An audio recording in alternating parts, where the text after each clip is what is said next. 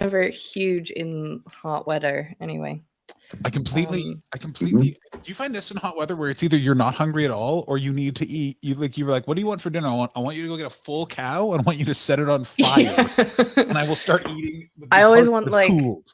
I always in hot weather. I think I just nostalgically go back to barbecues and fucking burgers and salads. Like I want those beefy ass big tomatoes. And bro! Like just a tomato the size of a baby, and you slice it and just and you just slice it really thin, and it's so good.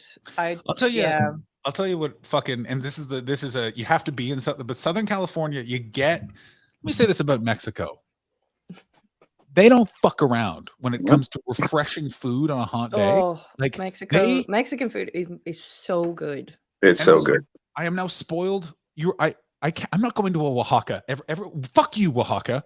I want a Mexican lady who looks dead. Like literally, how old is she? She knew Santa Ana, and I want her cooking on something that's barely like it's a microwave. She's set on fire, and she is making a tamale on it.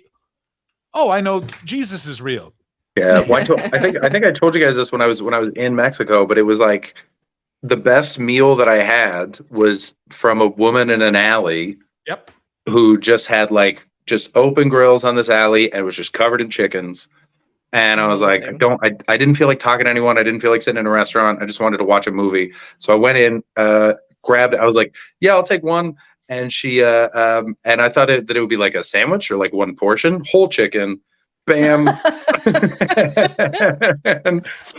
And she chopped it up, pulled out a cleaver, bang, bang, bang, bang, so fast, chucked it all together, gave me some sauce to put it on, gave me 5 or 6 tortillas so you could wrap it up and make a thing.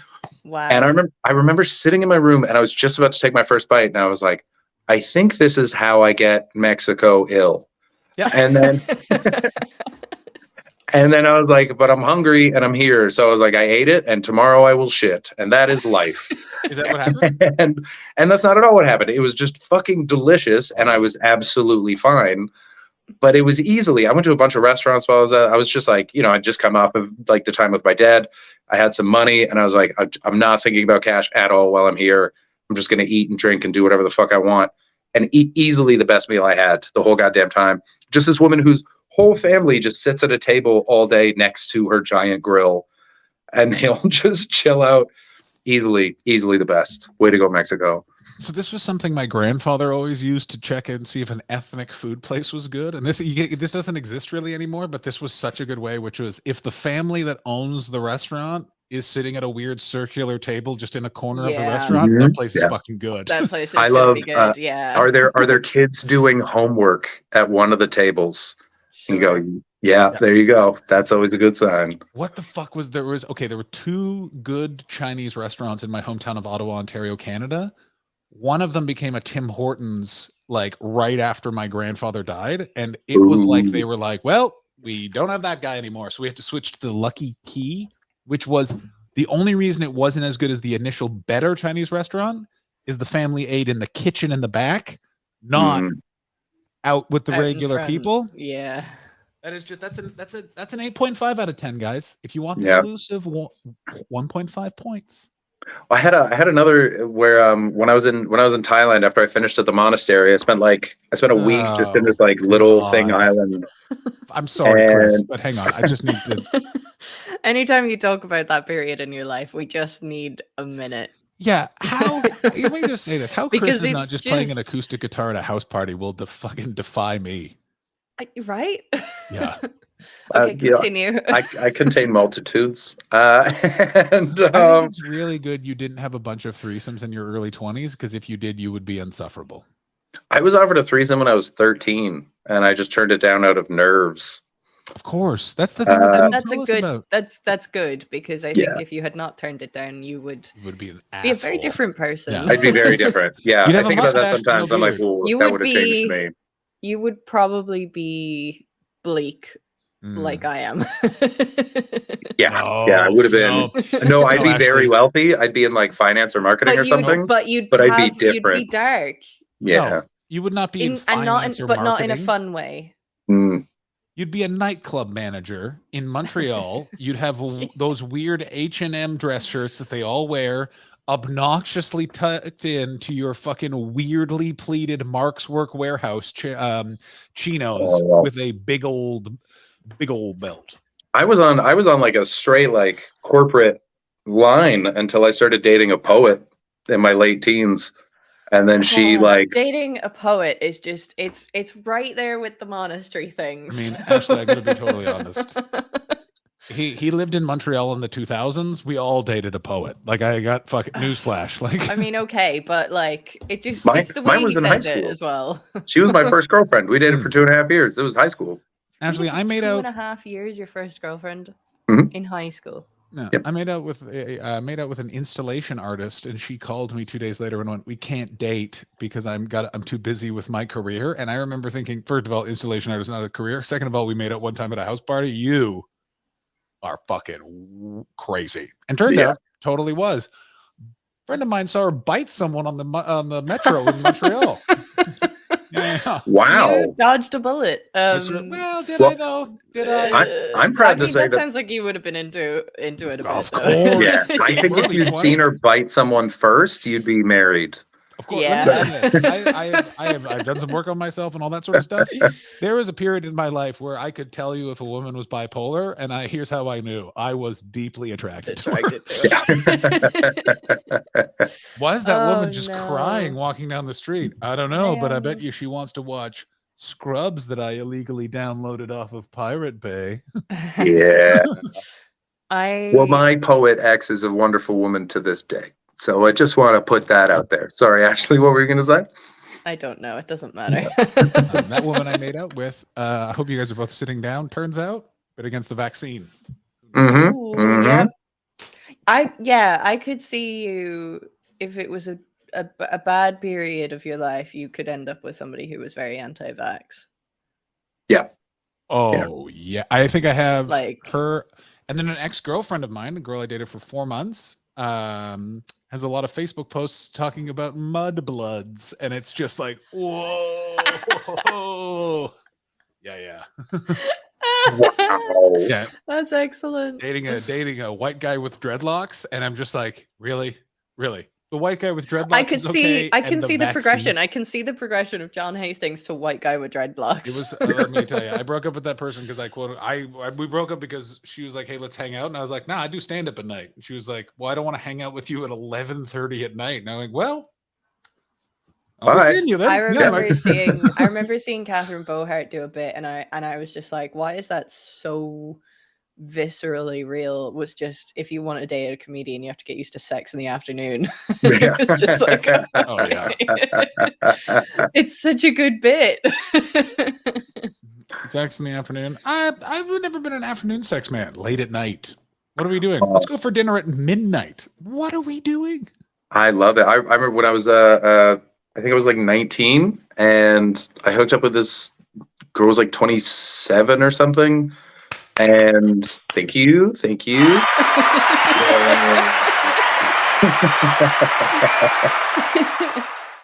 And we ended up hooking up like a few times, and she I remember she was like, "I love having sex in the afternoon."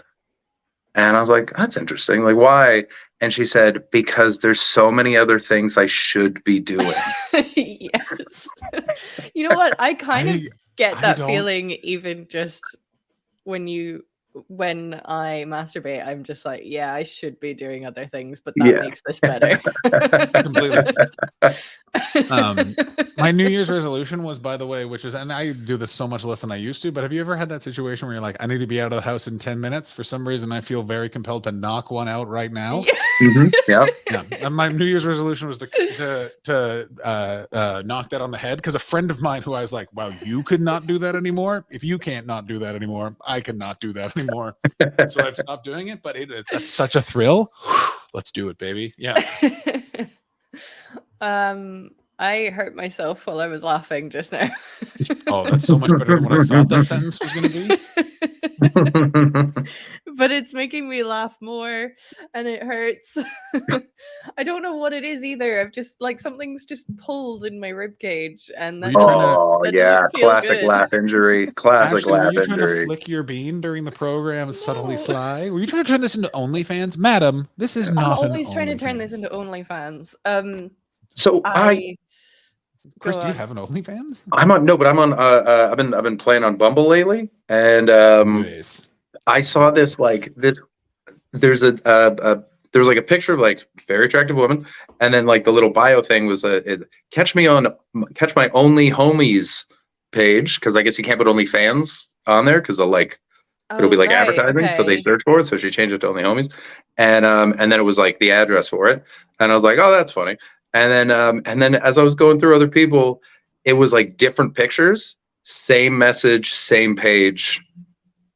Oh wow. Yeah. What a weird like phishing. The even crazier one is I know a bunch of people that have how do I say this? Girls on dating apps will be like, hey, I'm an OnlyFans model. I need a dong to blow on camera. What are you doing? And we'll have like the date and time.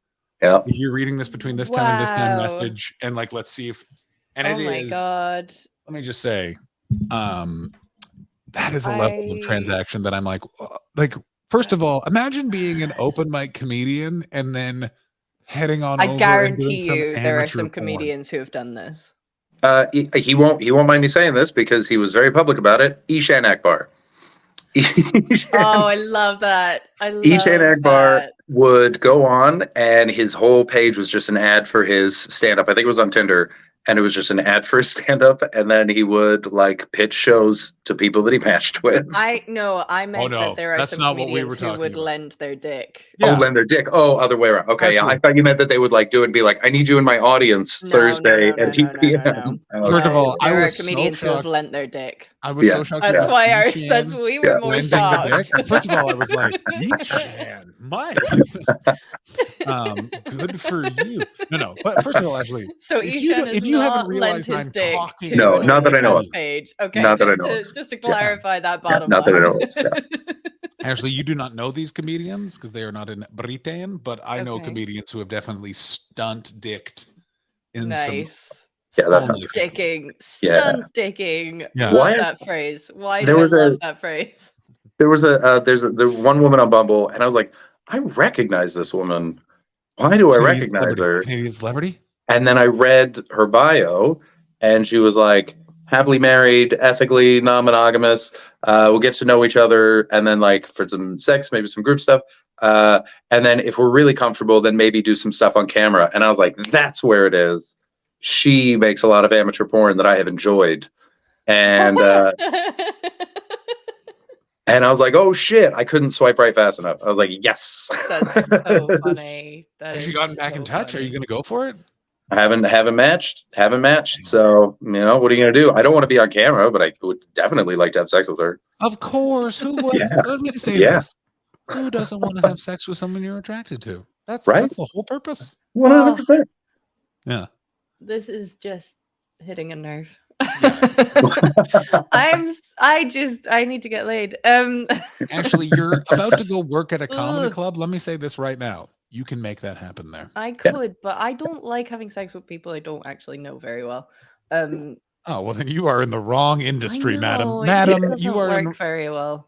You are in show business. It is the lifeblood of show business is gossip and poning. I tried to line up 2 sexual potentials last night for the. Was it with me and Chris, and it didn't work because we didn't know what you were talking about? And we host a podcast again?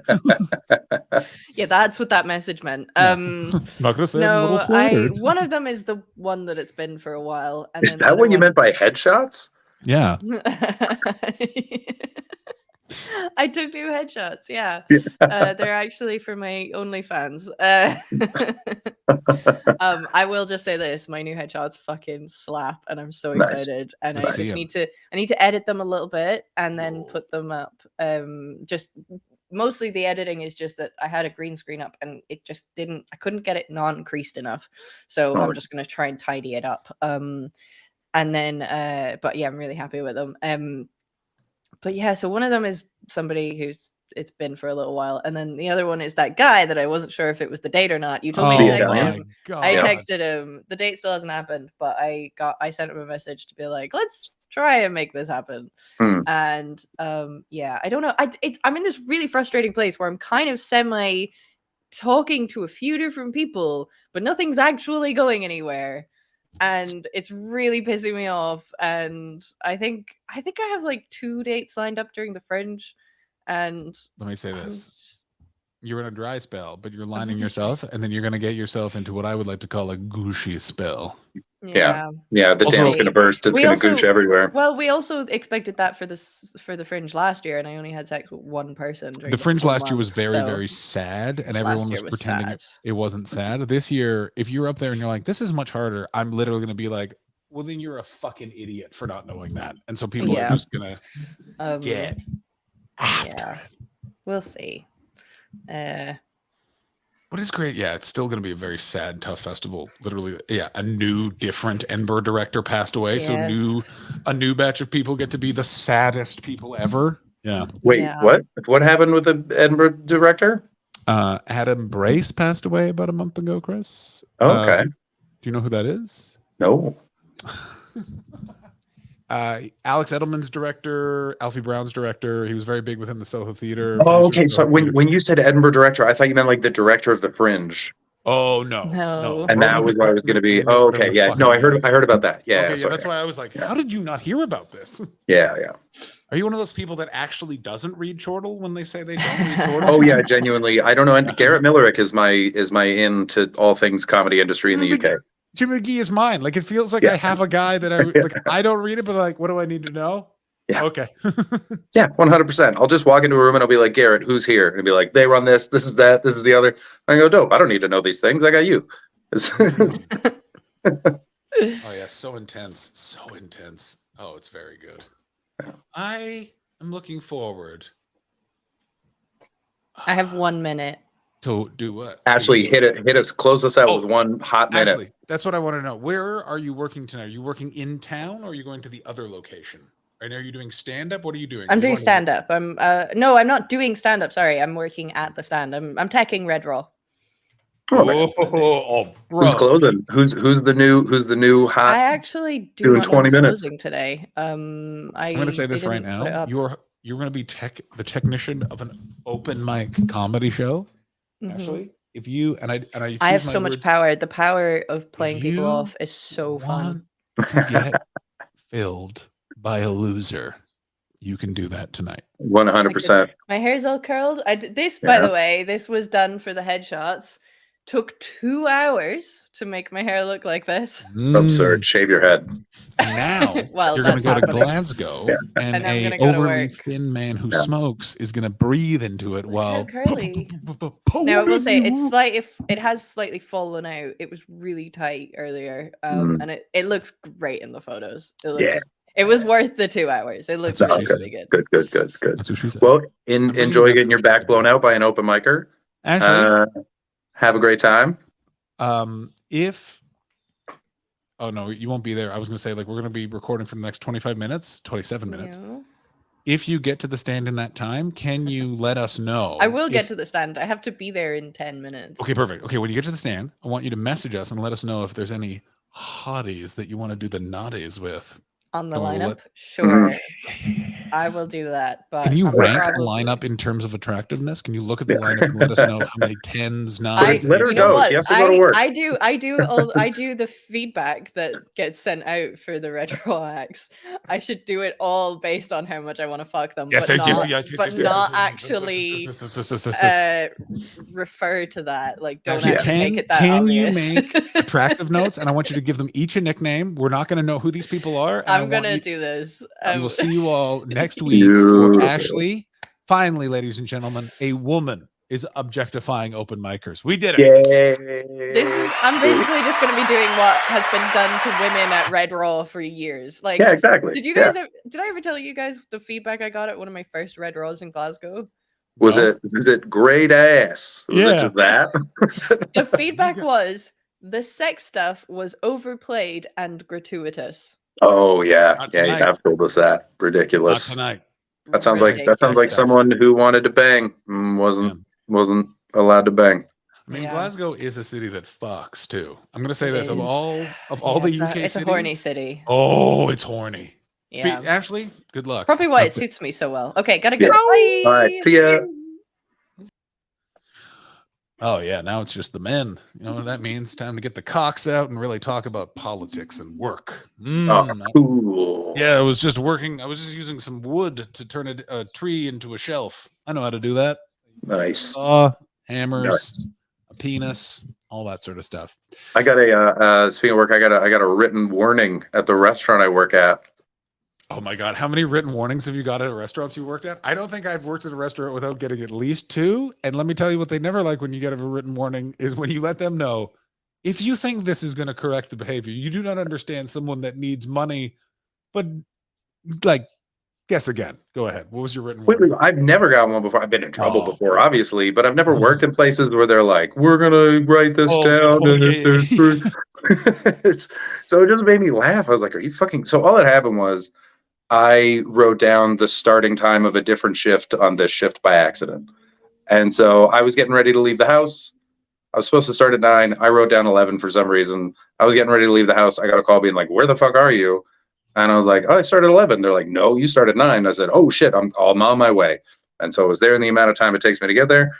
And then later in the shift, she's like, Chris, can I talk to you? And she had this whole thing just typed out and embarrassed. Maybe sign it. And she's like, I'm going to take a picture of it. And we'll file it and we'll give you a physical copy. I was like, this isn't fucking Morgan Stanley. Like, what the hell are we doing here? I'm just charming and then carry eggs from the kitchen to the people. Yeah. That's all I do. What the fuck do you think I care about this? This is the thing. This is the thing that I never understood working in restaurants, which was the person that was like, this is like a career. And it's like, this is like a career. In that I'm going to stop doing it within a year. So for this year, it is my career if we were going to use that word incorrectly. Also, like, I never understood people that took restaurant manager jobs. I've been offered them a bunch of times over the years. I always turned it down because it's like, where are you going to go, bro? Where's the ladder? Where's the success ladder? You don't climb from manager of restaurant to owner of restaurant. No. Like, what's the plan? Just keep making money on the floor. Just make your cash. I earn so much more than you do. And you give me written warnings. It's the funniest thing. So if it's a dude, it's because they want to fuck 19-year-olds and they need some semblance of power. And I've seen that. Yep. And if it's a lady, I literally do not know what they're doing. Because it's always someone where I'm like, you are way smarter and can be doing any other job. Like, you do not only do you not need to be here, you should not be here. Yeah. And she's like, listen, she's not made for this. Like, she can't be a server. She has terrible people skills. I watched her serve a table once, and they immediately asked to complain to someone who happened to be her, which was so funny to watch. Oh, yes.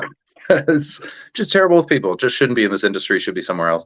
But like knows everything about the restaurant and works hard and whatever. But it's just like, listen, you're taking a stance. You're taking a paper idea into a people industry. Yeah. And you gotta shift those fucking marks, lady.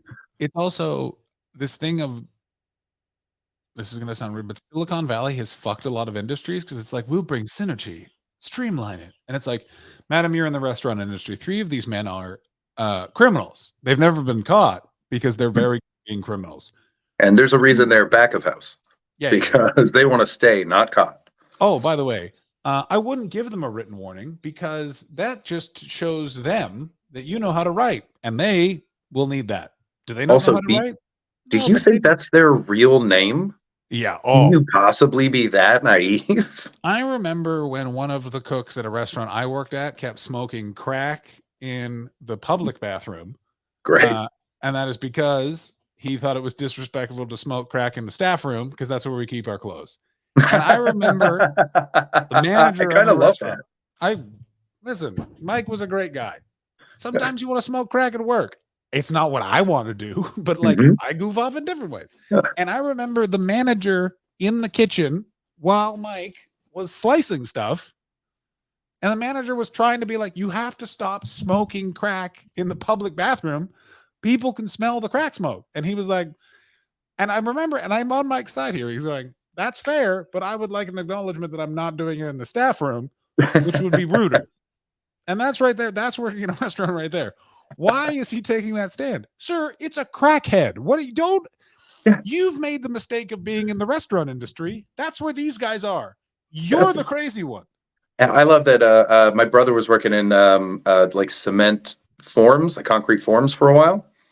This is another wastrel industry. 100%. And what he said was, and this is what I love about the industry and his bosses there, is the way they adapted to their reality, is they got I think they were getting paid monthly or something. And so what would happen is this guy was a great worker. This isn't my brother. This is another guy. Great worker. All throughout the month, they would get paid. He would disappear for about 4 days. And and then he was off smoking crack. He was spending his money on all that crack, and then he would get back and then just be a great worker for the rest of the month. And my brother asked, like, "What the fuck is that?" And they were like, "Oh, that's just Tony. You know, he goes, he's got to smoke his crack. Start of the month, got to get that crack in, and then he's one of our best employees. So we just, you just take the good with the bad. Yeah. Welcome to this industry." Another guy in that kitchen used to shout through the kitchen when there was a pretty lady. He would try and shout at her and get her to come into the kitchen so he could ask her out on a date. Now, it never worked. But my question to all of you is, how did he keep his job? Well, first of all, he was the head chef, so you're not firing him, and he makes the rules. So what are you going to fucking do? Like, that's good. Also, you know how hard it is to get dependable people to work in a kitchen? If the worst thing they're doing, if they're showing up on time and cooking the food right, you're going to let them smoke crack in the public bathroom. First of all, that guy was not smoking crack. That guy's name was Garfield, and he looked down on Mike, and he would say things like, "That guy's a piece of shit." Well, didn't fire him, though. Didn't fire him. They didn't have higher firepower. It was a really weird system. So what it was it was a restaurant called Anton and James in Montreal. It's now shut down. And they were the sons of the people that owned the nice Reubens where Leonard Cohen always ate. Oh, yeah. So, and also they were two Greek guys. They were two Greek sons that were a year apart. So they fucking hated each other. And one of them literally thought he was Jesus Christ, and the other one thought he was Jesus Christ, but had a shithead imposter older brother, and they owned a restaurant. And so they took a bunch of like the chefs from Reubens and brought them over here. So they brought them from this giant industrial, like I went in that kitchen, like it was a full floor of a building, like professional cook. And then they sent 3 psychos over to this coffee shop that made gourmet fast lunches. And Garfield was a sous chef at Reubens, and that was the king of Anton and James. But they were like, we cannot give this man higher firepower because he will fire everyone and keep all their paychecks, which was a plan he told me about. And I went, that's a pretty good idea. And so they brought in other people, and then the manager would have to fire those guys. But also, like, it was like a manager who was like a classic, like odd relative of the owners that didn't really ever work in the restaurant industry, trying to deal with pirates. Great. Love it. Love it. It's in every like pirate movie or even like Life Aquatic with Steve Zissou, where they have the bank stooge. They always take like a Excel spreadsheet person. Oh, yeah. And you try to put them in charge of, I want that and I'm taking it, people. Yeah. What do you want me to do? Fuck you. And those people, me, you, and they, and it never works. And watching them slowly lose their mind or flip and become pirates. This is the thing. Is a remarkable thing to watch, because I've watched people just become new people, and not in a good way, not in a life destroying way, but in a like, you were on a path to become something pretty conventionally successful. And now you will wander the fringes. A lady, I think what happened was he got so driven crazy by the misbehavior of the kitchen is he started being like really fucking aggressive towards the female staff members, including one of them left, and her boyfriend showed up at lunch and said, "I'm going to fucking kill you, man." And what was even better, and then they got into a big argument in the manager's office. I remember I was in the kitchen doing the dressings. You had to fill this thing of dressings. And I remember Garfield fully not cooking, just being like, and he went, "John, this problem is you let that guy in the building. Someone shows up angry at you, you make them stand outside." And I just remember being like, "That's such a good point." Why he's like, you don't let someone angry at you in the building. I was like, God, that's why I think everyone should work in a restaurant. Is you pick up like You want to become street smarts? Work in a kitchen for 1 year? You've got it all. You'll be able to identify all types of drug addicts pretty quickly. Is that guy on coke? No, he's sleepy. That means he has leveled up. Time to keep your wallet on your person. Yeah. That was one of the great, like, I might actually go back and read it because I haven't read it in years, but Kitchen Confidential, the Bourdain book, fuck yeah, is one of the, like, maybe the truest book about the service industry I've ever read. I've read a lot of them. Oh, and that was the one where I was like, I've never even worked in a kitchen. I've always been front of house. But have you never just reading, I was like, in a kitchen? No, I never worked in a kitchen. Okay, what he has the thing that he mastered the best of is just the fucking. So there's what I like is he really gives credit for how immigrant driven that industry is. Whatever city you're in, I don't care what the cuisine is. If it's up to a certain level, if you walk back there, it's just going to be like in Montreal, it's Bengalis, some people from South America, but it's like Bengalis, Indians, Pakistanis, Greeks. I gotta just cut it with a stop before I lose it, and then we'll go back to your thing. But I was working at Go West Fest for my buddies with that Amazon booth thing. I ran to a hamburger place on Dundas. That's kind of like a little like bougie, but like Burger Priest, still just burger. Stupid Burger Priest. No, it was hamburgers something, I don't know. But I went in. The 3 people serving, it's an open kitchen just in the back, and the 3 people serving, these like very pretty, very nice white girls. And then the kitchen's literally, that's right there. There's no missing it. All people of color. Every single one from front of house, all pretty white girls, all the people working. And some of the people working in the kitchen were also just pretty, but they were women of color. So get on that grill. Like, this is a bad look, guys. This is so bad. Like, what the fuck? Also, but sorry, you were saying about Kitchen Confidential, working in kitchen? I just love how much he literally was like, if you're cooking in New York, my first suggestion would be to learn Spanish because that's who cook. Like, yeah. And he also has a great point. He goes, by the way, you want to know how those people rise through the ranks? Is they show up at my door at 18 and go, I'd like to be a dishwasher. And then they walk in and they wash dishes really fast and don't complain. And what is important about the lesson is in cooking, there isn't a like, this is hard. And it's like, yeah, man, that guy's on crack and everyone ordered the same thing. And I don't know how to cook. I just lied to that guy. Like, yeah. it's like what goes on behind the scenes of every restaurant? Chaos to the level that the first thing you would think if you were aware of the chaos is, I hope these guys aren't anywhere near my food. Yeah. But that's like a Western thing. Cause like, if you go to like, from what I've heard, I was talking to a Jamaican friend and she was like, it makes me laugh how stressed people are in restaurants here. In Jamaica, you just wait. Yeah, that's the difference. you sit down and the food, it'll come, but God knows when. Your friend also is not making a point. She's not allowing for something, which is Jamaican food is so good that you could wait an hour and when they put it in front of you, you can be like, these motherfuckers have done it again. Yeah, but also it's like it's part of the culture, just like, hey, we're gonna stay here. Sometimes the person who's supposed to be cooking sits at your table and just talks to you instead of making your food. I don't go in for that. I gotta tell you that I will snap. I fucking hate the East Coast of Canada. I fucking hate it because of how slow the customer service is. Like there was a restaurant in Moncton, New Brunswick, where I know they remember me because I walked in. I literally just wanted to get a sandwich to go and just take it back to my room. It was minus 48 outside. It was so cold. I had an enclosed patio. I'm doing gigs in Canada, so I've been smoking weed in the daytime. It was a great time. It was like I was having some me moments. And I remember when I ordered it, I went, hey, I don't want to be rude, but can we like bring that out in a timely manner so like the sandwich is hot?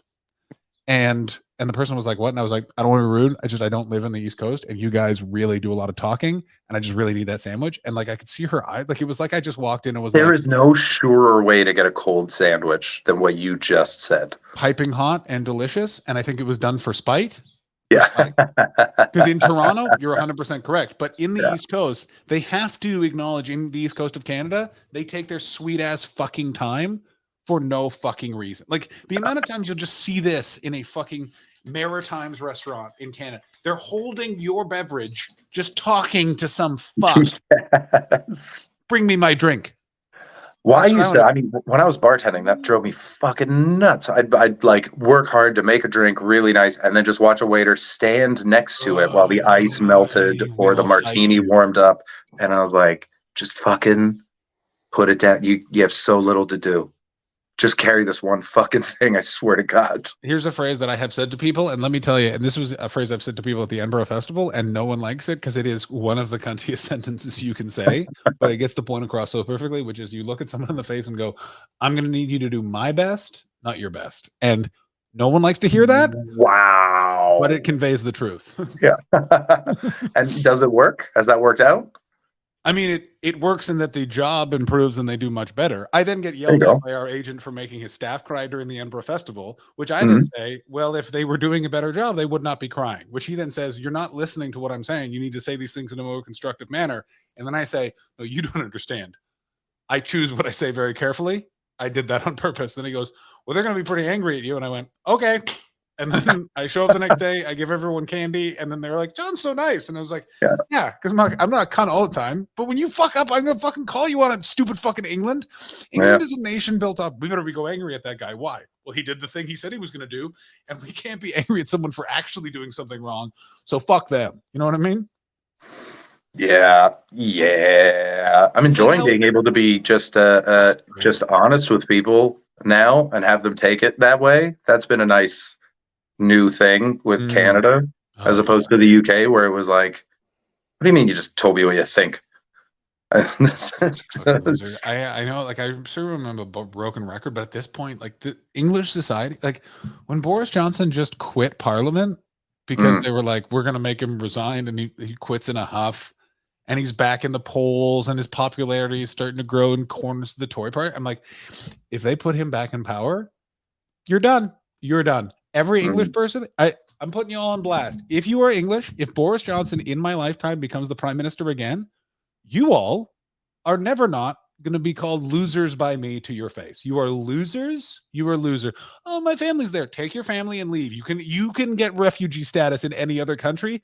England is done. Scotland, Wales, get the saws. Your islands now. Yeah. Get a sense of the future. That's what I want for the British people. I was thinking about this the other day. I've talked about it before, but I think about it a lot. I was walking down the street and I was thinking about England and just how obsessed with the past they are, and how they have literally no concept of what their future will look. Not even a hope for the future. At least there's like Scottish people who are like, independence one day.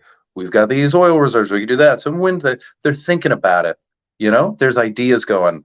I have never heard an English person genuinely talk about an idea for the future of that country ever. I love what you're saying. And here's what I think the future of England should be. Invaded by Ireland, and they switch roles for 100 years. That's England's punishment. Ireland's in charge. Ireland gets to decide what. Even better, France takes it. France just takes England and takes all the resources that they're good. That they're gonna like takes like 30% of the resources that they siphon out of the UK and just invest it in Ireland. Oh, that would. Oh my God, how do we make that happen? I gotta tell you, if fucking Macron was smart and wants to end those strikes, he just gets on a balcony and goes, "My friends, here's what we are going to do. Yes, you must work until you're 67. But with that extra income, we will use it to invade England and make them only there once again." And literally all of France would go, "Wait," like it would be. And also, it would be the exact opposite of Russia invaded Ukraine. If France invaded England, the entire international community would be like, "Fucking sick!" Like, are they using muskets? That guy's also dressed like Asterix. God damn. Excuse me. There are a bunch of guys dressed as Asterix storming the cliffs of Dover. Yeah, they don't have guns and they're winning. They just keep tickling the cops, and the cops drop their guns and run. They just have sweet little bellies. Little bellies. The French have taken London without a shot fired. They just started speaking French, and all the English people just didn't know how that could happen in England and have left. I do want an apology for Brexit. There are a few people that I specifically remember saying to me, they were like, "There's no way Brexit will be that bad. We're England. We figure shit out." And it is so bad, and I want an apology. I want a fucking apology. Well, their suffering will count. No, doesn't count. Doesn't count. Does not count. Because you know what English people love doing, Chris? Not apologizing? Suffering. Yeah, they fucking love it, bro. They love it. They would be they'd be great. If France invaded and took over England for 100 years, for those 100 years, every English person would be like, we did it. Finally, a reason to complain. We did it. Reason to be upset. We got them. We did it. I don't like those guys. And I'll be there. I'll be there July 20th to July 30th in England doing a variety of music festivals, and I'll head up to the Edinburgh Festival where I assume we will be doing the last Edinburgh Festival. I am very hopeful that the awards do not come back. I think that would be the greatest thing that ever happened. Can you talk us through the lack of awards and what that means? It means, okay. Tell us how it happened, or if they've given an explanation for how it happened, and then do you know this saga at all? I know the smallest snippets. I haven't been paying attention. I've just seen parts of it. I've only gotten it through talking to people, and I think I actually did read the Chortle article because I was interested. So basically, what it means is there is always the main award and the best newcomer. They are always sponsored because the main award gets 10, newcomer gets 5, and I think they also pay the panel. Mm-hmm. They always have to get corporate sponsorship. For a while, it was the If Dot thing. It was like that travel company. Famously. It was the Perrier. It was the Dave's Comedy Award. Mm-hmm. And now Dave has been like, well, we're not sponsoring this because this festival is not making TV stars, because it's an arts festival that's like very specific, and it's kind of like a genre unto itself. And why we can't translate this to middle of the road like evening television blows my mind. It's like, because you're shopping for milk at a hardware store, gentlemen. I don't want to be rude. How Dave hasn't started their own actual comedy festival is crazy to me. I mean, I think it probably is because they don't have that much. Like, it's like those things are a lot more expensive than you realize, especially also like in the UK, and also probably the Comedy Central festival looms large. Which, may I just say this again? What a great payday! Really, from LA. I literally paid off all my Edinburgh debts and had £50 left over, and I had a nice meal. And very nice for 3 days. That was one of those fucking badass. That was really in the window where Brexit had not affected the UK economy, and I was living in the States. And that was a real fun time. But so they're gone because there's no sponsors. They're currently looking for new sponsorship, and I'm hoping they're gone. And here's why I'm hoping they're gone is. At that festival, it creates a competition. And it literally, within the comedians' minds, they walk away thinking that was a complete and total waste of time because a panel of 12 people did not put them on a very political... Like, this is not bitter, but it's like, no one just gets nominated for an award just because the show is good. That is part of the whole thing. It also was aesthetically pleasing. Were they the best they could be compared to everyone else the 5 or 10 times the judges came? Plus, were they the thing that people were talking about? Like, conversation is so important. If your name is out there, then that's 60% of the job. Very much a helpful part of it. Also, by the way, are they getting good numbers? Because if you'll notice, the comedians suddenly take a step up when they go from playing for 3 people every day at the Edinburgh Festival to suddenly getting good numbers. And that's just the sort of story. And then at the end of the festival, there are these awards, and one person wins, 5 people are nominated, and then we're left with this perception that the rest of us had no reason to go there, which I've always hated. Because, by the way, name who was nominated last year, people. I have to do this so often at the beginning of this festival because the amount of people are stressed, where I have to go, who are the other nominees? Yeah. I had to say this to someone who had been nominated. Yeah.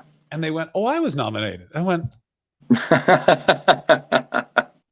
It was a few years. It wasn't the year before, but it was just one of those ones where I was like, Jesus, bro. And all of that potentially could be gone. And I think that is so good because the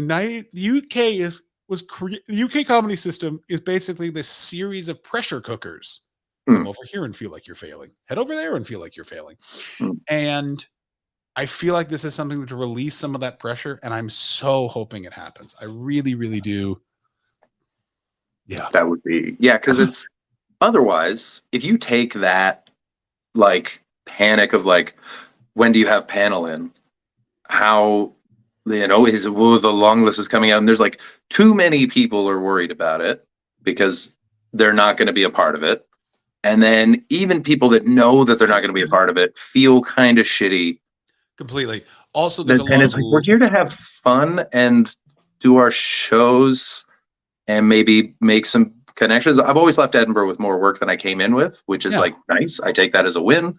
I stopped losing money in the last few years. I would either break even or make like a little bit of cash, which is crazy.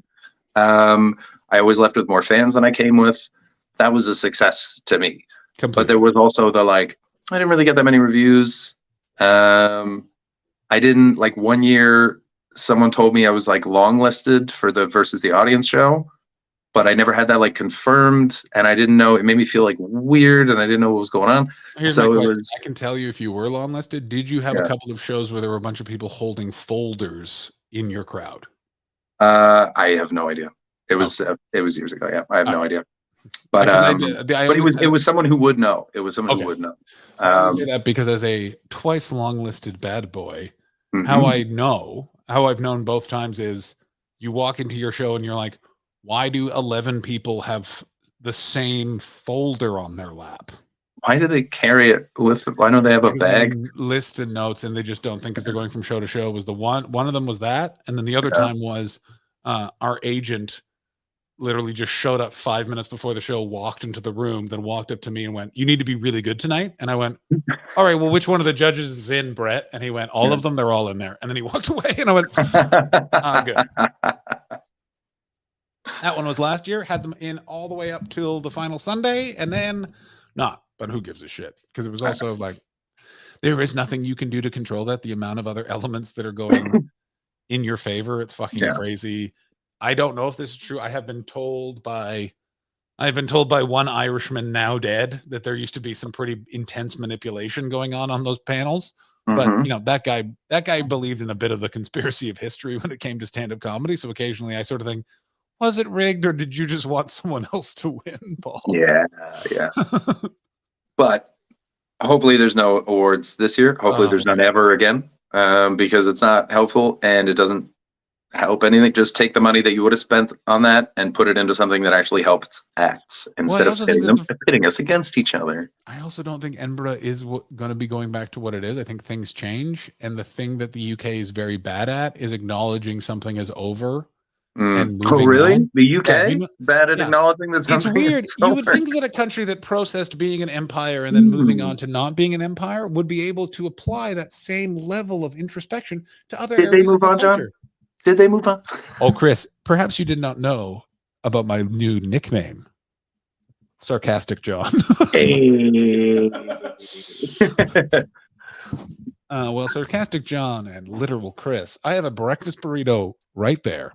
Go get it. The aroma has been filling my noses for some time. So, ladies and gentlemen, we are going to wrap this up. This is another week in the UTS week. It's Wednesday. Ashley is hopefully rating open micers via the level of attractiveness. That was nice. Very having her do that bit, not a problem. Having us do that bit, oh well, we'd be fired. We'd be fired from a job that we don't have. It's very fun. It's like how people will still like if you and I put on a dress for a bit, then people would be mad. But if you put like a biker in a dress for a bit, then they're like, that's enough juxtaposition that we'll allow it. I completely agree. I'm going to say this, and I've said it before, and I'll say it again. All that super conservative Christians need to figure out is that the gay community holds the secrets to making those beards look luscious. And I think that we can end this whole thing pretty quickly. We need to stop focusing on what divides us, and we need to start focusing on what unites us. I know that you like shooting guns and eating meat. Be friends with this guy, and he will tell you what booze pairs with that meat, and you can impress a lady and then finger pop her near some logs. There you go. He probably knows some very good products for taking care of your wooden, not hilts. Those are on swords. Stocks for guns? What's the back part? I don't know. I don't know that much about gun. The trigger part? I think it's a stock. You know the part that like goes into your shoulder if you're using a rifle, like for hunting? I think it would be. I think that's a stock. Is that the barrel? I think you're talking about the barrel. That's the part that shoots the thing. Oh, I put that in my shoulder. I've shot myself a few Yeah, times. yeah. I mean, that makes sense. Yeah, I get that. Yeah, I like to keep a bunch of bullets in my mouth and then run when I'm ever near a gun. I like to keep a bunch of. Oh yeah. Hold some grenades, no pins. Hope my grip's strong. I like that. I put one bullet in my mouth and then I get a friend to punch me in the stomach, so I shoot it out that way. So I went to school. I know we need to wrap this up. We'll wrap it up in a second. I'll tell this story, which is like I went to a high school right in the suburbs in Ottawa, Ontario, Canada. So I went to school with some genuinely terrifying human beings. One of whom was the son of a police officer, and that police officer was one of the drunkest adults I ever remember seeing as a kid. Great. Only person I ever remember seeing holding a beer, picking up their kid from school. Ooh, not great, bro. That guy went on to that kid went on to participate in a what was ruled as a murder while being a bouncer at a bar in Ottawa. Yeah. And anyway, someone was like, I remember going to his birthday party once, and I remember he went after we played Pin the Tail on the Donkey. That kid just took out a bullet with a nail and a hammer, and then said, "Let me show you what I like to do," and then just took us into the garage, and he just hit the back of the nail, back of the bullet with the nail, and he went, "Nothing happened," and then he went, "I think one day something's going to happen," and he went back inside. Genuinely terrifying. I think about that guy. Yeah. Now a contractor. That guy's now a general contractor in Ottawa, Ontario, Canada. If you're doing some home building in Ottawa, Ontario, Canada, get in contact with me, and I will tell you if it is that guy. If it is that guy, fire him. Hide your bullets. Yeah, change your locks. Go eat your breakfast burrito. Thank you so much for watching. We'll be back next Sunday. Next Sunday for Fun Day. But first, did we even start the show today? We did not start the show. We forgot to start the show again. Let's start it this way. Hey, cool ass Paul Newman. Goddamn, so handsome. Just crazy. A little of that.